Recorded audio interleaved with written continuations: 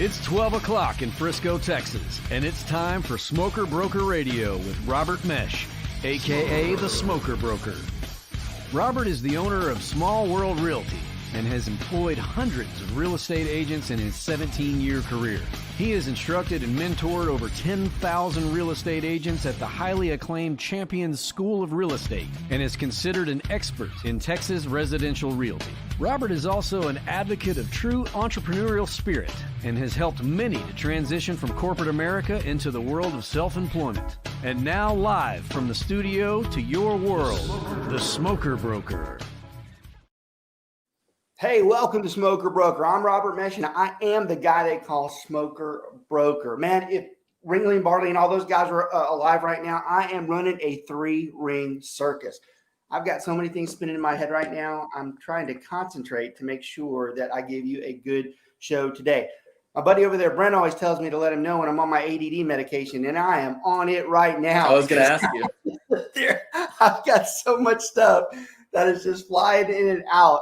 I literally am going minute to minute right now. And that's completely. Sounds like you need to cut back a little bit. What's that, Dallas? Sounds like you need to cut back a little bit. Yeah, man, I tell you, I wish I had more. You know, it's by the way, I don't have real ADD, but I actually have some medication to help me with other things sometimes. But I'm telling you, if I had any more on the plate right now, and I don't say that negatively, some people complain about having lots to do. Some people are just like, oh, there's not enough time. I love it. I mean, I'd rather it this way, but literally every minute there's something on the plate right now with everything that's going on. So I love living my life like that. But whew, man, today for some reason, it's just one thing after another. Got so much going on, you know, from a social side, from a work side, from a world side. There's so many things that are happening right now.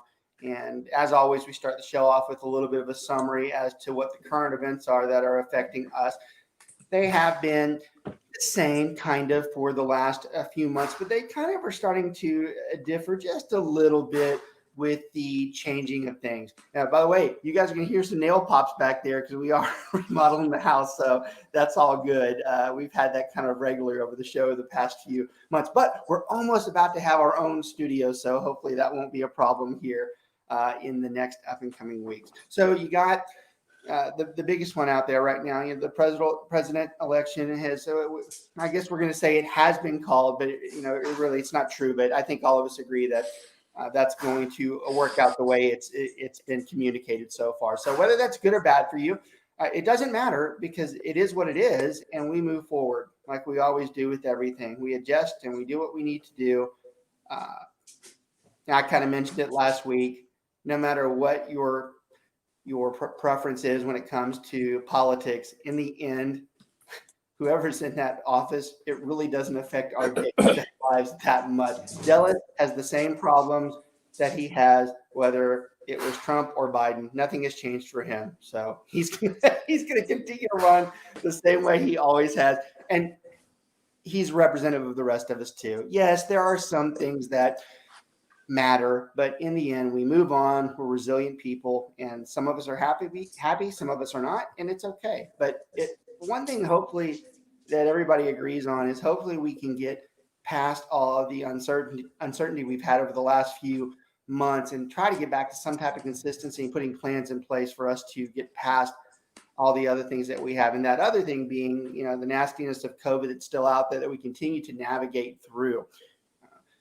This past week, I don't know what to believe anymore. Honestly, it's so hard to watch the news. It's so unreliable at times. And now you got back where there's more surges again. I don't know whether it's true or not. I don't know whether it's the fact that the flu season's in and there's confusion. I don't even know whether I believe how accurate the testing is for all of it. But nonetheless, it's a fear that's out there. It's a fear that we live with. And we continue to adapt. I have to admit, I was surprised where they're starting to talk about going back into some of the closures again. I really thought, and this is personal opinion, by the way, I really thought that was an awful idea the first time we did it because I felt if we had social distance enough that it would have been fine. But now they're coming back and they're talking about doing it again. And God, I know I'm opinionated with this, and it's my show and I will be opinionated on it. and this actually probably does annoy or people differ with me on it, and we can talk about it some other time if you want, but I don't know, that closing stuff down, it didn't work the first time and it's not going to work again. And until every single person commits to doing what they think should be done, it won't work. So I don't know where we're heading with all of this stuff. Honestly, this is probably the most, uh, I guess the most communicative I've been on my feelings about that, because I'm against them closing that stuff down again. It was a horrible idea. It's the I'm all medication. for social distancing. Brent? It's just the medication. That's why you're being so vocal. Fortunately, that makes me think better. So I don't know where we're going with that. I'm all for, don't get me wrong, I'm all for social distancing. I take the virus extremely serious. I do the best I can when I'm out and about, whether I agree with it or not. I'm very respectful of everybody else, but closing this thing down again, I do not agree with that. I don't think it's going to stop, what's happening. But again, that's my opinion. It doesn't matter. But as it affects real estate, it is something that we're dealing with, because it does continue to possibly hamper what we're doing right now. Now, our market is thriving, and we're not as much of a concern as everybody else, but there are consequences to, if that's not fixed, the people that do buy houses, if their income's affected by constant closures, then we are going to have issues. So we do pay very close attention, and why we talk about COVID at the beginning of every show since March, it is something that's out there, and it's like an ugly, just grim reaper that stays over us. And, you just want to want it to go away, and it will to some extent, but not for a while. There was great conversation about the vaccine this week. Pfizer came out. Everybody was in agreement that they believe it's almost 90% effective. And that is really, really good news. Even the people that don't like each other agreed that they felt that the vaccine is in place. Now, you get to the other side of this, everybody's excited about that, but you still have a distribution problem. It's going to take a long time to get that stuff out. So, you're still looking at January, February, and March, and we're already knees deep into the flu season by that point. So nothing's fun about the next few months. They are right. We're going to continue to have a lot of pain. There's going to continue to be some little morbidness to this thing. There is hope and there's light, but God, it's certainly going to put a very bad damper on the holidays. I think for the first time in my life, it is very hard. I'm probably the most positive, outgoing guy, but even for me, it's like, God, this sucks, man. This holiday stuff, and just getting past the year and trying to get to where something is fixing this issue. But I've held up the entire time, and I'm still positive about the ultimate outlook of it. But God, it does suck. It just wears on you. Just like you want it to go away.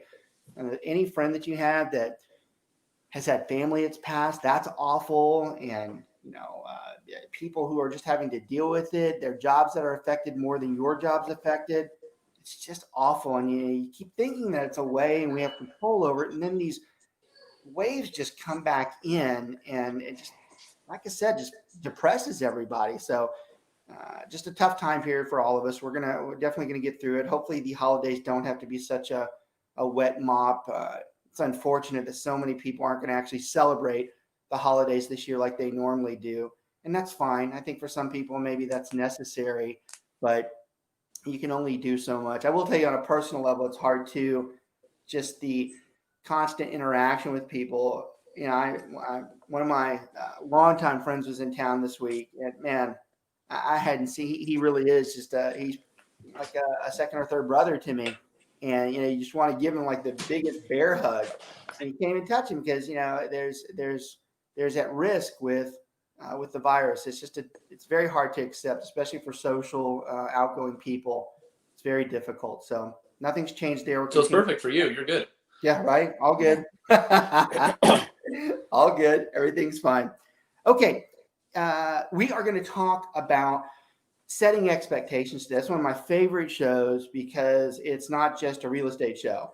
The Smoker Broker Show is set up for primarily focusing on real estate, but it does have a hint of talking about entrepreneurship, business in general, breaking away from the corporate chains and all that type of stuff. And today's a good one because we are going to talk from the business expertise of setting expectations. Because no matter what business you are in, whether it's real estate, whether you're in chemistry, whatever, it doesn't matter. Anything that's even random, you have to be able to set expectations. Expectations is a foundation builder for all of life, for everything that you do on a daily basis, for everything that you do socially, professionally, everything that's out there.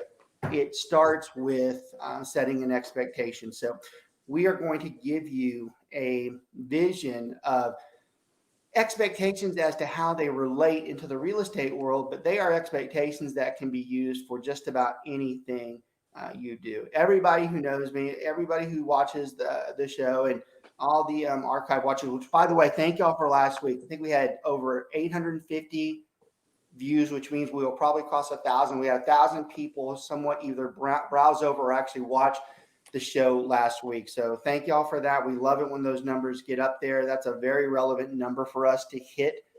That's great for our advertisers that advertise on the show. In fact, so that'll be a good flow today. Today, I'm actually going to do our advertising sponsors in front versus in the back, because a lot of times once I get going, I forget, and they're so important to us. So I do have a new sponsor that I want to bring in. And it's a good one because we're so concerned. There's so much discussion about health insurance, and I think it's difficult to find people that you can trust when it comes to discussing with health insurance. And I have a lot of faith and happiness about this particular sponsor because it's somebody that's near and dear to us, because it actually is the father of our director of operations, Brent Holberg. It's his father, and that doesn't mean anything when it comes to the fact that he's close and he's in the family. Because the sponsor that we're going to do is super serious in what he does. But what I can do, and more than anybody, is vouch for, if I want to talk to someone who is just super honest and has the highest integrity when it comes to this type of topic, this is the guy that I would talk to. So he's with Liberator Health Insurance, has plans that allow you to see any doctor and go to any hospital in or out of a network. Now, you can save 40 to 60% on your premiums. Liberator just insured a family of 4 with great benefits for $475 a month. These plans offer the largest PPO provider network in the United States, and it covers hospitalization, surgeries, doctor visits, preventive health screenings, teledoc, x-rays, MRIs, labs, emergency rooms, and urgent care.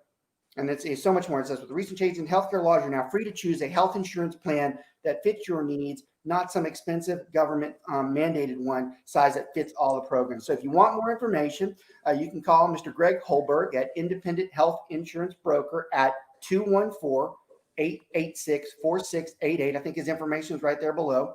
And of course, you can visit them at liberatorhealthinsurance.com. Great. That's awesome. Thank you for putting that up there too. And then you have his information right there at the bottom. Okay, and then let's go to our longtime sponsor, which is Martin Cooley with BPG Inspections.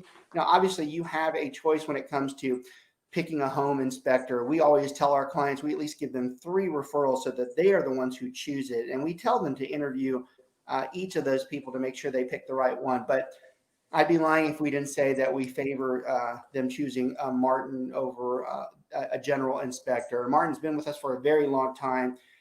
He is extremely confident in what he does. We have never had one issue with the gentleman in all these years, and that's very hard when it comes to home inspecting because there's so many problems. He's very simplistic in his review, but he's very thorough. He follows the state doctrine to the T. He doesn't scare you, but he tells you this is what you would do. He's also great for people who review, like supervisors such as me, who review a lot of the inspections, because it makes it easier because he summarizes it up in the beginning in a very easy way that shows us what should be fixed versus what shouldn't be fixed. So I don't have to read through a 60-page dossier. So always very appreciative of Martin. His information is right below. He is with BPG Inspections, who is parented by the Fidelity company. You can reach them at 817-401-3240. Again, Martin, thank you for your long-time sponsorship. And I thought that flowed very nicely because we do have a lot of views on the show. We are very well known in the state of Texas, especially in the Dallas-Fort Worth, San Antonio, Austin. And I almost forgot to start the show off with another thing that's super exciting for us personally and on a personal level is we just entered into the Houston market. This is like the crown gem of the state of Texas. We have been wanting to do this for so long, and we just announced this past week that we are finally joining forces with the Keller Williams folks down there at the Metropolitan office in Houston. And we are going to start entering that market. And we could not be happier. Super excited about the guy we have down there, Mr. George Renfro. He is going to be our regional partner that helps us with the recruiting and the operations down there. God, this guy was just like a luck find with the amount of similarities he had and the visions we have at SWR. So that's more to come on that. Super excited with that. Okay, as always, I got my guys. We're 15 minutes in the show. I might as well introduce them. I got Mike Dallas over here, one of my longtime friends, and a very good real estate agent, very studious, even though he doesn't look it, very sharp when it comes to understanding real estate law, and he's overall a genuinely good guy. He's actually excited. He's also a longtime golf friend of mine, and I got to play with him for the first time in probably a year. And it was really embarrassing because he was awful and he really needs to work on his game. But anybody doesn't know, Mike is actually, he hates it because he doesn't believe he is anymore, but he's a professional golfer. Even though he doesn't play near as much. And of course his touch isn't where he wants it to be, but even blind, the guy can go out and shoot in the 70s if he wants to. So always love having him around, love his friendship for all the time. And I do like the fact when he's on the show, he doesn't talk very much, one, because I do most of the talking, but the things that he says actually are pretty relevant. So I love having him on, and he's become a staple to the show. And then I got my buddy down there, Brent Holberg. Everybody knows Brent. He runs the operations at SWR. He too is a longtime friend, not as long as Dallas, but he's become just as important in our family. And he runs the show with me. Of course, his expertise in this material is relevant as we discuss all the things that we do in real estate. So thank you guys for coming on. So let's talk about the expectation side of it. We can go a lot of different ways when it comes to setting expectations, but let's have a general business conversation to start it off. Brent, if you're talking about expectations from a general level, what are some things that ring in your head that you want to do? And if you want to marry that to real estate to make it easier, then that's fine. But see if you can be general with an expectation standpoint, what you expect when you do anything. Well, I've been a big believer in over-promising and under-delivering. Yeah, I just want people to really get their hopes up and then just to be thoroughly let down at the end. Oh, no, that's not what I didn't catch it. You said that. I first thought you were saying what I thought you were saying, and I'm like, oh, he said it the opposite way. Yes. No, I mean, I think just in general, when we get into business or any type of relationship with anybody, there needs to be a set understanding on who's going to do what and who's going to be accountable, right? I think a lot of times people kind of limp into a deal and they don't set boundaries and expectations for each other. And then that's when the biggest blow-ups happen because the ball gets dropped somewhere. Yeah, that's pretty good for not even being prepared to answer that question. I'm out. That's exactly what it's about. It's setting a parameter that you know that you're going to execute and you're getting ready to put that plan in place, but at least you have steps and that everybody's aware of those steps. And that's why that is a good general explanation, because no matter whether you're doing real estate, no matter whether you're doing accounting, Mike, we can even talk about, in your heyday golf days, Mike's an excellent golf instructor. When you set off to start teaching somebody, there's expectations there. Now, the funny part about you is expectations can be high and low when it comes to golf, right? And we go 100 different ways. I mean, your expectation of me 20 years later is still awful, and I still haven't implemented the plans that I'm supposed to do. And I've still got that video of you that I had to do. You need to send me that if you still have it. Man, it's on VHS, man. That's how old that was. VHS. That's a long time ago. That was a long time ago. And it's funny. I had like I said, I had my one of my friends I hadn't seen in 30 years, but honestly, you're right behind that because I think you and I are crossing close to 20. I mean, so God, it's been a long time. When you said that, it just kind of made me think back. It's like, man, that was a long time ago we did that. Let's see. Yeah, we're probably closer to 25. Yeah, we might be. Actually, you're right, because I think I talked to Bill and Zach not too long ago, and I think we were saying the same thing about that. So that's just insane. But on the expectation standpoint, when you start showing somebody, you sit them down, you kind of give them a picture as to what they can expect, don't you? Oh, well, absolutely. I mean, what they can expect, what they can expect from me, what I would expect of them, See, I and like that too. So that's what good. also what they probably expect something of me that is not going to happen. Right. So what to not To learn how to expect, golf. that's yeah, like that. So Yeah.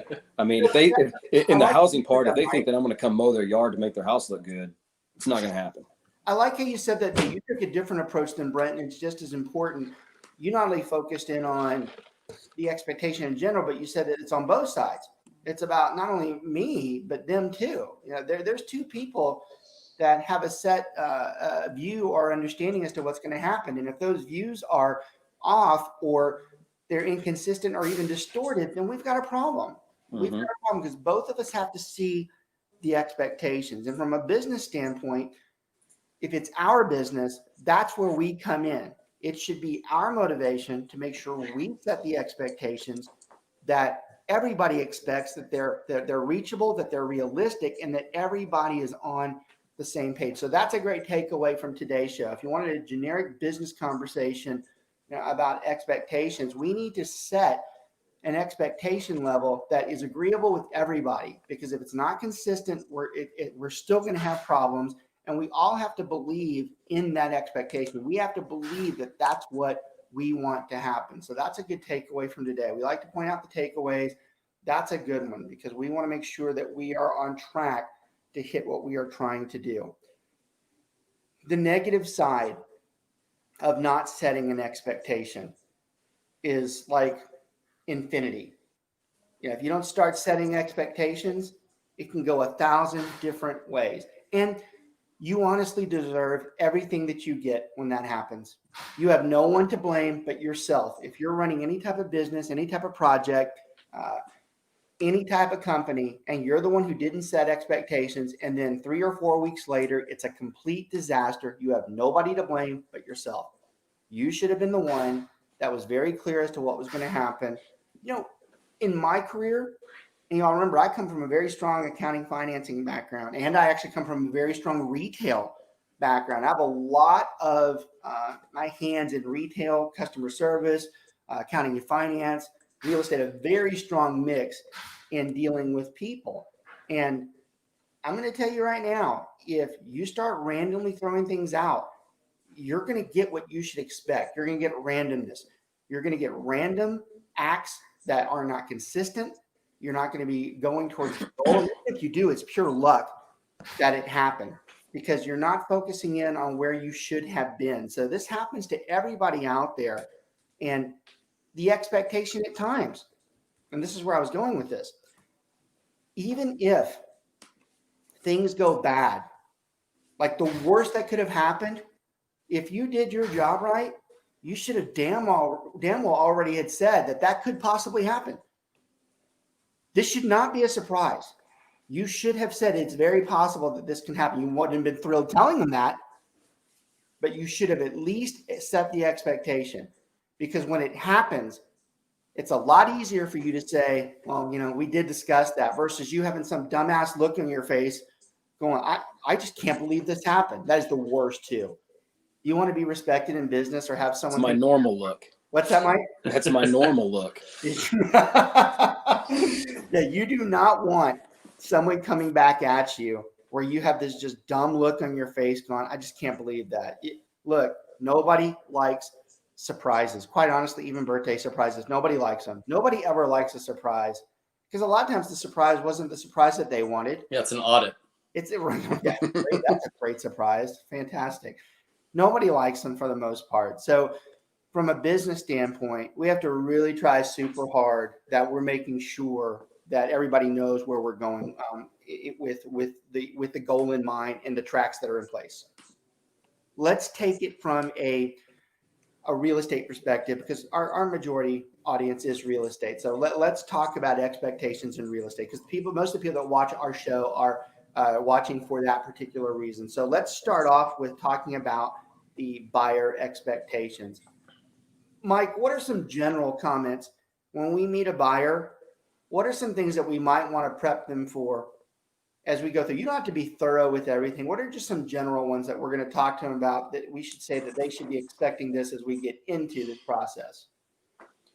Could be expecting for it to be a while before you can actually find the home that you're looking for. There's It not could as be a much while, out right? there. It could be a while, right? Could also let them know that we could get shut down again, and looking for homes That's a new one. could be very difficult. So that's good insight. That's why the guys are on the show, because I don't have in my notes to talk about that. And that's a great point. Expectations now revolve around what are COVID expectations? What do we have to prepare them? Mike, with that and said, you went the shutdown route, go the other route with it. What is a new expectation over the last 6 months that we have to tell a buyer they need to be prepared to do when we go looking at houses?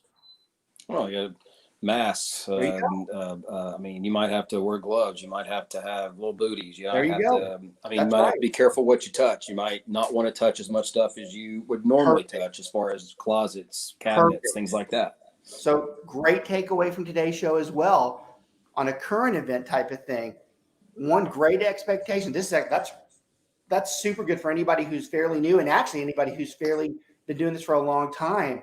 That is an expectation that should be set. I have to admit, I'm a little embarrassed. I've had a few recently that I've been working with, and I haven't been very good about setting that expectation that you will be encountering these things. I mean, don't get me wrong. I make sure everybody has a mask, but Mike brought up a better point. Mike started talking about the incidentals, things like you really shouldn't touch any door you don't need to. You really shouldn't put your hands on. I haven't done a very good job with that, and I've seen people make those unnecessary movements when they shouldn't have. So maybe my expectations should have been set better than I've been doing. So I love that. That's a current event that's not on a typical expectation, and it has changed the way we do things. So great input. Brent, what are some other things, expectation-wise, business-wise? What are we looking at when we go in? What's the procedures in place that we should tell them they should be careful for? Mike talked about it might take a long time. And that's I like to make sure that they know that, hey, you better have some money in the bank, because that you're going to write a check for earnest money and option fee up front, plus inspection, plus appraisal. Right. So I want to stop you right there, because people who do write down, that's a great takeaway from the show as well. If you're talking about expectations from the buy side, you should have set the expectation before it actually comes to fruition that they are going to need to be prepared to have an earnest money check. They're going to have to be prepared to have an option check. They're going to have to be prepared to pay for an inspection. And there are some cases that they might even have to pay for the appraisal, depending on the lender. Now, the reason why that expectation is important, they better have some money in the bank that's accessible, because this isn't loan money. This is money that they're actually going to have to come out of pocket with. So that's a good takeaway from an expectation standpoint. Go ahead, keep going. What else? No, but I mean, especially like you said, a lot of people think, well, I have to sell my own house. I don't need to pay anything until we close. But no, I mean, they're going to have to at least have 1% of that sales price, available. We also, I set expectations that they're going to have to move and do things on a timely manner. You're going to have to drop off those checks on time. You need to schedule an inspection on time, because it's our fault if we don't tell them that, because ultimately it's always our fault. But if we don't tell them that, they're going to be pissed at us. Yeah, so, we ultimately are the ones that manage this process. Right. And so, and you can tell too, if it's a client that you can tell is not really listening, I always recommend that you just follow up with an email and just covering your bases. So that way, if they throw something in your face, you can just forward them that email that you've already sent. So that's a great takeaway too. That's an important one. And Brent, obviously he knows that because he presses the things that I teach all the time. That's a big one. Not only, it's funny, I just realized now I'm starting to suffer from social media Zoom. Which lens am I looking at? Because if I have my iPad, I look over here. But if I have my laptop, I look over here. And I just found myself looking over here. And I'm like, what the hell are you looking at? So that's a good takeaway, is you should document. When you set an expectation, you should document it with whoever it was you set that with. So you can always go back to go, no, we discussed this. And I go, not only did we discuss it, but I sent it back to you to reconfirm that you understood that. So that's a huge takeaway too. It should be common sense, but it's not. And it's forgotten a lot of times. You document instructions that are given to a client. You want to be able to go back and say, I told you. that this should have been done. Yep. Because you do not want them to do the old he said, she said. You'll never win that. First of all, you'll never win it in court either. No. You want to be able to document going, no, that's not what was said. I can tell you, I've been very fortunate from the legal world. I've made it a very prideful statement that I've never been sued in all the years I've been doing this. Now, I've had a lot of people that have been around me that have been sued. And It's all his underlings. Say that again? It's all your underlings. You just sacrifice us. Some. But I tell you, their troubles start when they can't document something. All they can do is recall. Now, fortunately for us, it's usually the client that's recalling. They rarely document. And that's very beneficial to us in court because the judges won't listen to he said, she said. They won't listen to that. They won't listen to gibberish. They won't listen to I thought, if I remember. What they will listen to and what they will look at is it says at 5:53 p.m. on the 24th, you responded to an email that said they told you to deposit those checks and you didn't do it. So that goes over a lot further in court than just recalling. So that's a good one too. What are some other things we're missing, Mike? What are some other things we might want to set that buyer expectation at? I'm having to think. Close could actually take longer. Say that, yeah. Close might take longer. Close could actually take longer.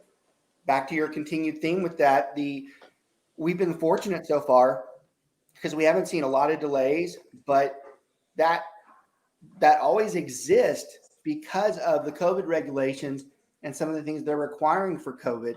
It is possible that we experience a delay more today than we have in the past. So that's something we might want to set. Plus, that's a generic good expectation all the time, is to tell someone, hey, look, this might not close when it wants to. In fact, that's a bigger one. Let's talk about. You want to talk about a big expectation that I always expect is when you tell a buyer, look, this is when we're trying to close.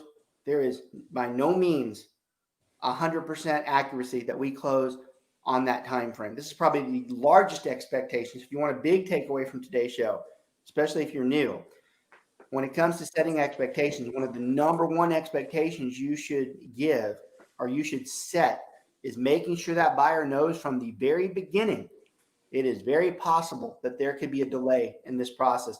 That goes vice versa for your seller too. Your seller needs to be told this is not a perfect process. And y'all, of all the disappointments and being yelled at that I've ever had in my entire career, 97% of that centers around when we are delayed. All right, so just to show you how large of an expectation this is, 97% of the problems that we have or are yelled at stream from this date moving. And when I say 90% of problems, not all problems, when we get yelled at. When we get yelled at, it typically centers around the date being off, the anticipation of the date being off. And that is why when we set these expectations, we have to thoroughly emphasize from the beginning that it's possible to move. Now, here's the good part about that if it does in fact move, or actually this is the bad part about that, if it does in fact move, they're still angry. Nothing changes the anger of the delay, but it sure is a hell of a lot easier to go, we talked about this. Yep. You should have been prepared, and I know you're not thrilled about it. We aren't either, but you should have at least been prepared. And y'all, the difference there is it's not going to stop them yelling at you. It'll stop them yelling at you for 5 hours. All right. You might get 5 minutes of it, but at some point they're going to acknowledge, yeah, I know we talked about this. You still suck, but you're right. There's no reason to continue to beat this horse down. Right. So that's a huge expectation. I'd say that's in my top 5. I've found that over the years, as I've gotten more experienced as a listing agent, I've become more of a pessimist, and I tell them that up front. I say, I'm very optimistic usually, but here it's my job to keep expectations set. And I'm going to tell you that there are so many hurdles we're going to go through, right? First thing is, don't get excited after you get an offer. Then after you're done with inspections, after you got that repair negotiation, don't get excited because we still have appraisal ahead. After that, don't get excited because we still don't have clear to close. And after that, don't get excited until they've actually signed and you funded. Then you can relax. But I tell people, and I've said it on the show, and you know this more than anybody, and Mike knows this too. And a lot of people are surprised when the first time they hear me talk about this, but I think I had this conversation. I'm trying to remember if it wasn't radio last week. It was actually a presentation I did for some of the Austin folks. But everybody's so excited when they get their house under contract. Some people would argue that it's one of the happiest days in their lives outside of getting married or having kids. You know, it's an exciting time frame. And, you know, if you're a professional and you've done it for a long time, you're sitting there watching someone and they're smiling, their giddiness, and you're just kind of waiting for it to subside so you can go, this is about the worst time in your life that you're about to get into. Yeah, because this part sucks. You know, now you're talking about all the barriers that Brent just mentioned. We have to go through an inspection where someone's going to come in and say your house completely sucks, and these are all the things that have to be fixed. Then they're going to come through and say it's not worth what you think it is. It's worth this. Then you're going to have to hope that the person that you don't even know has enough money and they're actually approved to get that money. And then even on top of that, this person that you don't know, you're going to have to hope that, which by the way, you're like relying on half of your life's plans right now on this person you don't even know. That's crazy, isn't it? And you're hoping that they actually show up to close. So Brent's right. I always like to say I'm the most optimistic pessimist you'll ever find in your entire life, because I am a pessimist at heart, and I view that as a very optimistic thing. Because I believe if you understand the pessimistic side, we're going deep here. You have to really think through that. You have to really think if that makes sense or not. But when you cite something like a pessimistic act that could happen, and you bring it up, if it actually happens, it's not going to be near as bad as it could have been because we discussed it. And if it doesn't happen, then there's actually a euphoria in the fact that, oh, awesome, I'm glad we didn't go through that. So it is. I like to say I'm the most optimistic pessimist in the world. Pessimism is not a bad thing. In fact, some people could argue a pessimist can be a very thorough, competent person, but you have to have the outgoing skill in that too. Where real pessimists get in trouble are the ones who believe they're pessimists and then they act like pessimists all the time. Yep.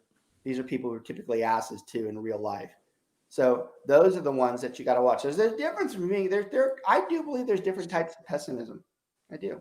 I believe there's two types. So I love that when we're going through and discussing that particular piece of it. That's an expectation that can go real south super quick. What are some other ones? We've got some of the big ones in there on the buy side. What's some we're missing? We can talk. We can go through it all day long, but I want to. Price is the biggest one.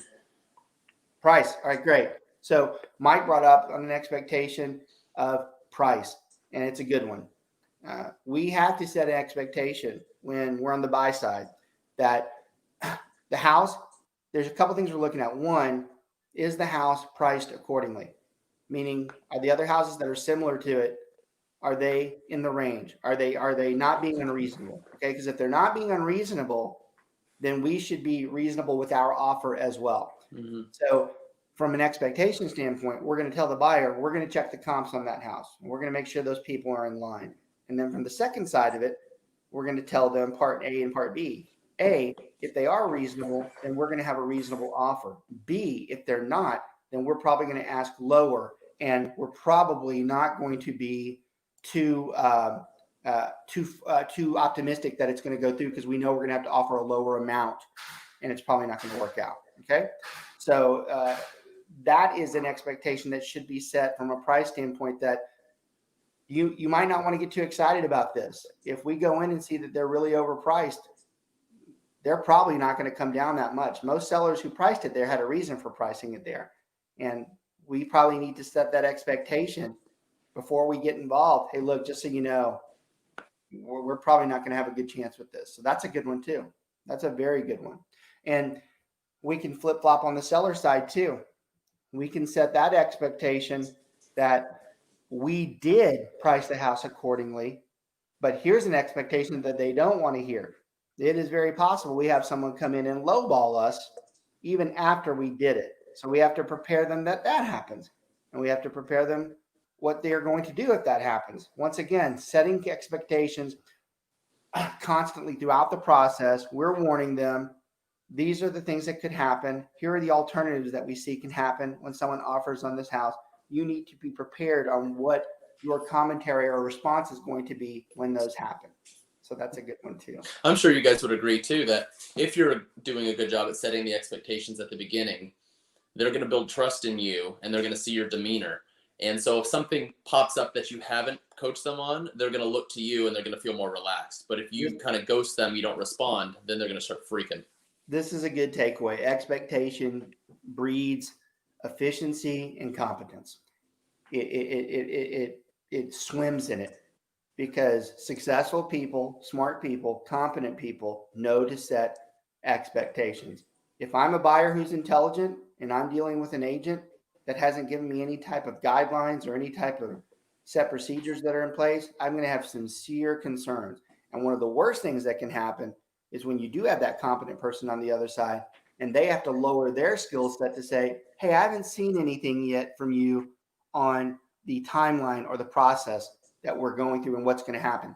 That is an ultimate embarrassment as well. You don't want anybody to ever be telling you what should the procedures be. You're the one who should have already done that. That's a calling call for you did something wrong already, where somebody else starts telling you, hey, what are the steps involved in here? They should have never said that if you did what you were supposed to do. And well, you set the expectation in the beginning, but you remind them through the whole process. Good too. You know, here's, like you said, here's where you got an offer, you accepted, but now here's what we talked about before. Expect these 3 things because they're coming up in the next 2 to 3 weeks. Yeah, guys, that's why they're on the show. The people who watch the show, that's why on the show, because that's not scripted. And he just said a major component. It's not just. But you just texted it to me. Well, I wish I had. I wish I had. I would have been more intelligent by telling you to say that on the show. But that's a great takeaway. That not only do we set the expectation, but we constantly remind them of what the expectation is, so they never lose sight of what the ultimate goal is. Sometimes, especially if the process is long, we forget. We forget where we're at and they forget where they're at. And once you forget what the expectation is, you stop utilizing the procedures you need to do in place to make that expectation happen. Okay, what else? Well, I mean, there's 2 ones. One's the smaller one is you have to make sure that your buyers know, hey, have your utilities turned on before you move in, because that's kind of a pain. But I think the biggest one is actually a third. Make sure you're communicating with your lender. And the biggest, though, is what to ask for on inspection for repairs, right? So those are 2 big ones he just jumped into. So let's talk about, we have an inspection expectation and we have a lending expectation. This will probably take us to the end of the show because they are the main topics of setting expectations from the real estate standpoint. So we've talked about this many times on the show. And it's always worthy of discussing again when we're discussing expectations. But when we have a buyer who's about to do an inspection, we are going to set some primary expectations in place. The first one is we are going to tell them up front that report is going to come back and make it look like that house is falling into the ground. It's going to be written all up. It's going to have all these deficiencies. And here's the expectation. That's okay as long as they are code-based expectations or code-based changes that have happened over years. For instance, a dryer vent that has to vent through the outside. In 1990, they started experiencing a dryer vent that was usually into the attic. Prior to 1990, there was a fire hazard because it could be too warm and it could start a house on fire. So they said that those dryer vents have to be vented to the outside. Well, if you're buying a house from 1970, the dryer vent's inside. The expectation should not be that the seller is going to have to cut the hole open and put that dryer vent out to come up to code in 2020. They've lived there for some 40 years. Why the hell should they have to do that now? That is something we're going to set expectations on. That shouldn't be what we ask for. The expectation should be we are going to ask for things that materially affect this house day to day. Meaning if the shower doesn't work, it needs to work. If the air conditioning doesn't work, it needs to work. If the stove doesn't work, it needs to work. And that's a great takeaway, especially for anybody who's new on the show. When you're setting expectations with your buyer, it is crucial that before you get to that inspection, this is worthless if you do it after. You have to do it before. You have to tell them what's going to happen. And once it does happen, this is what we're going to do about it. That's going to remove and eliminate all this BS where you don't do that. And then the buyer asks for everything on the inspection report, which some of them actually do. Some buyers say, I want the whole thing fixed. And let me tell you, if that's happened to you yet in your career, that's embarrassing, because that means you didn't do a damn thing to tell that buyer. They should have known that that's not what the expectation is going to be. It means you completely didn't do what you were supposed to be doing. So yeah, we're definitely going to set those. And vice versa for the seller. We're going to tell the seller, look, you need to be prepared. There are certain things you have to fix if this goes bad. If that thing comes back and says that you have a foundation issue, you better be prepared to fix that foundation. That's not going to be pushed under the rug. You're going to have to do it. So the expectations flow both ways. And then you have the financing side. You know, there has to be an expectation that's set in place with the buyer that they go solicit a lender that's going to lend them money, that they get pre-approved, and it's not a shady pre-approval, that they're confident that it's a good pre-approval, and that they're also very forthcoming with the lender. So this is a good takeaway from the show. Setting the expectation to your buyer and telling them when they go talk to that lender, you tell them to tell them every single thing that's happened to them. And that includes their little bad check cashing charge from 20 years ago that they just, nonchalantly forgot about. That type of stuff sometimes shows up in underwriting. There are weird things that the underwriter can catch. So you're only hurting yourself by being quiet about what your past is. They're going to find it. If it's financial based, they're going to find it. So make sure you're very upfront with the lender. It's only going to hurt yourself, because what's going to happen is if you don't set those expectations, you get to day 20 of the close of a 30-day close, and now the underwriter says, well, what's this hit from 5 years ago? And now you don't qualify and you have to back out. You should have known damn good and well already that that was going to happen. Why did you waste everybody's time? So that's where expectations here become important as well.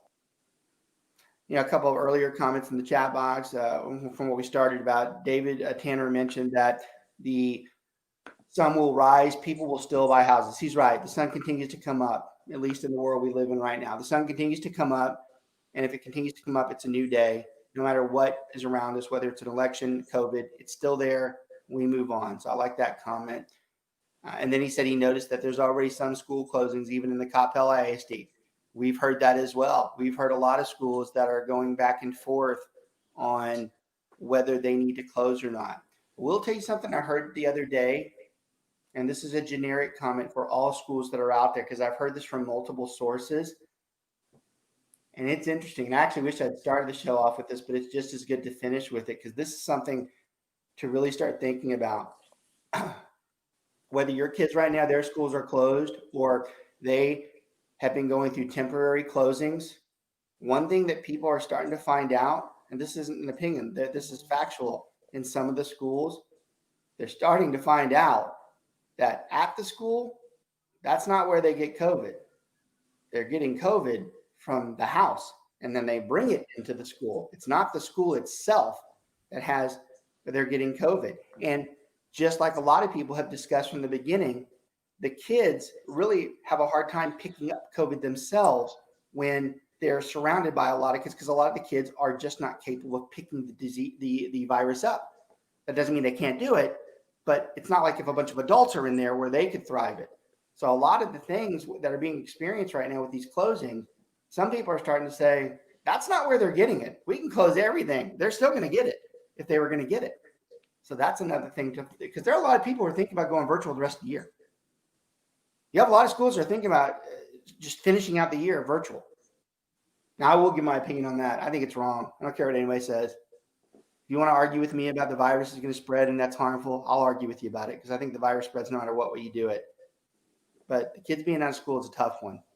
Okay? Kids being out of school is a tough one because they're not experiencing what we all had to experience to get where we are. That's a tough call. I'm not saying if you have your kids virtual, that's a bad decision on your part. You might very well be doing it because you have health concerns in your house. There might be a million other reasons why you're doing it. But the generic belief that they shouldn't be going to school is very hard. And, of all the things that have been discussed, and that PhDs are writing on right now, watch what the detriment has been for even the 6 or 7 months that the kids have kind of been going into school and kind of not been going out of school. Watch how detrimental that is going to be in years to come with the studies they find out for that little bit of time, what it's caused. I don't know if y'all know it, but even the people that I've read a lot of studies that the people who are doing the most of the schools are saying they're running a 30 to 40% participation in virtual. Of that 30 to 40%, 67 to 70% of those kids are truant. And that's a concern, which means they can't even sit in front of the stupid computer because they're basically just doing whatever they want. And that's a huge danger because not only are they falling behind socially, but now they're falling behind education-wise because they are not getting the true education that they're supposed to be getting. That's tough. And I just found that Scary. out on that. I just read a few studies on that this week, and it kind of pushed me back because I'm like, wow. I go, that is something I didn't think about. So again, something that we're having to deal with. But in the end, the belief that we can put a stop without a vaccine, I just don't know how far we can go with that. Okay, look, expectations can go forever. And that's why we do it every 6 months. We get back into it and we just start discussing it. It's a constant rotation topic on the show because it's an important one. And because it not only focuses on real estate, it focuses on business. So with that said, we're going to go ahead and end the show today because we can just keep going forever on this one. As always, thank y'all for watching again. Thank y'all for all the views last week. Thank you for both of our sponsors out there. Thank y'all for thank you for putting that down there, Mark, once again. But thank you for all the constant watches. Thank you for continuing to push it to other people, telling them, hey, you should watch the show. There's a lot of good stuff. Remember, our shows are always archived on KBGI Radio Facebook page, KBGI Media. That is our internal source for our advertising and our podcast and our broadcast. I will also put a plug in. I do this occasionally. I don't do it enough for anybody who watches the show. Podcasts have become a lot more popular with Zoom, which I kind of object to because, you really should be doing podcasts for other reasons, not because the world and Zoom started making you do it like that. But if you are any type of business owner, real estate, or any type of self-employed person, these podcasts, they are very well worth the time. They are very helpful to our recruiting needs. They're very helpful to our educational needs. They're very important for our exposure. And it is not some astronomical amount it takes to be a part or do these podcasts. If anybody ever wants more information on how we do these things, my buddy Mark Warner runs KVGI. He owns it. He's the owner, the producer. He does everything and everything that you see, all the graphics and all the interaction that we have. If you ever want to know how easy that is, just give me a shout and I'll put you into contact with him. My contact's super easy. And it's always smokerbroker@kw.com. You can always call me at 214-683-8973.